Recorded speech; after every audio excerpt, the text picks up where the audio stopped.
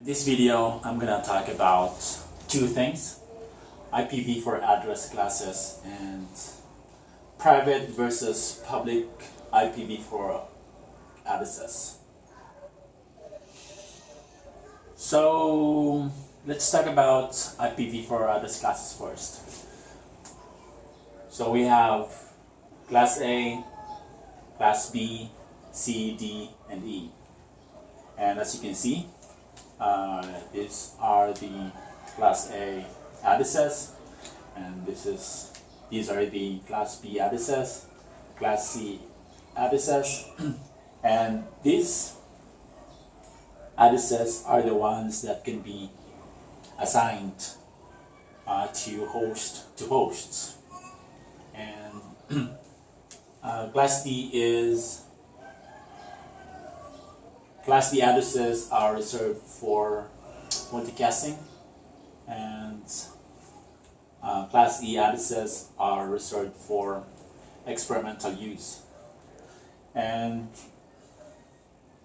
I have some notes here. So 127 ranges, or 127 through 127.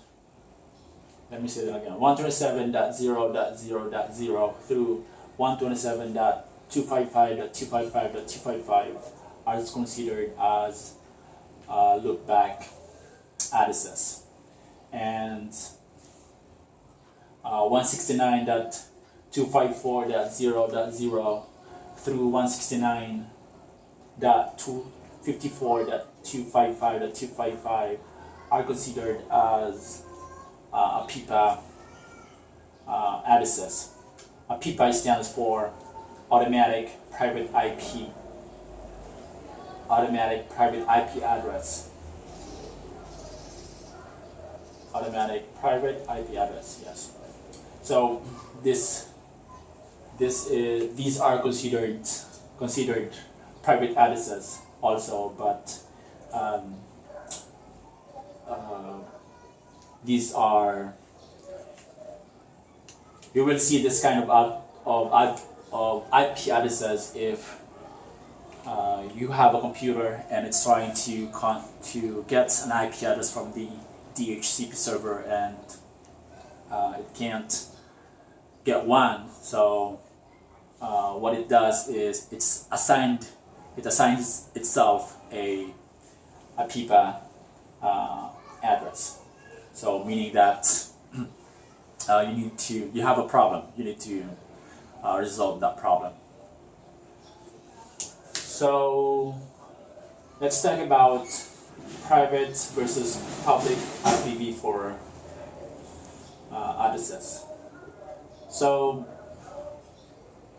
like I said earlier, we can only assign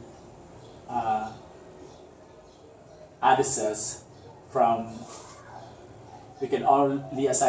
to hosts from class A, class B, and class C.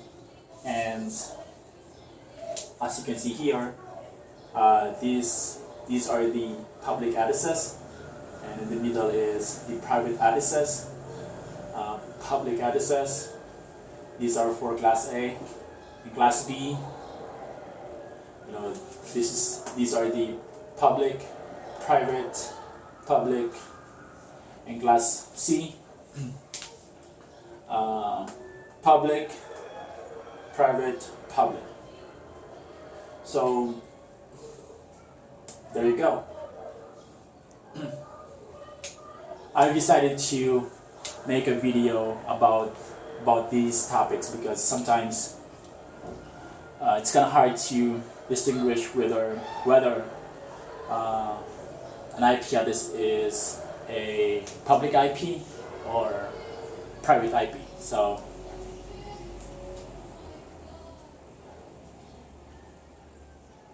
that's one of the reasons why I'm making this video.